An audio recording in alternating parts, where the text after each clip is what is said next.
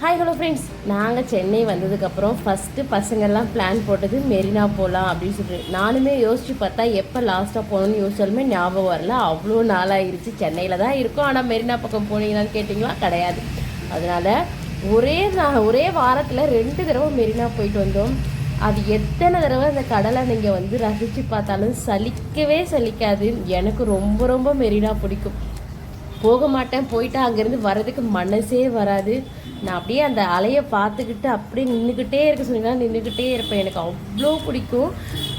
ஆனால் போக தான் மாட்டேன், ஏன்னா போகிறதுக்கான சந்தர்ப்பம் பெருசாக அமையாது. எங்கள் வீட்டு குட்டீஸ் எல்லாம் ஃபஸ்ட்டு போட்ட பிளானே வந்து எங்கே போகிறோமோ இல்லையோ மெரினா போகணும், பீச் போகணும்னு சொல்லிட்டு சூப்பராக போயிட்டு பீச்சை நல்லா ஜாலியாக என்ஜாய் பண்ணிவிட்டு, அதுவும் நிறைய ப்ளே கேம்லாம் அங்கே வச்சுருக்காங்களா குழந்தைங்களுக்கு. நல்ல பசங்கள்லாம் என்ஜாய் பண்ணாங்க.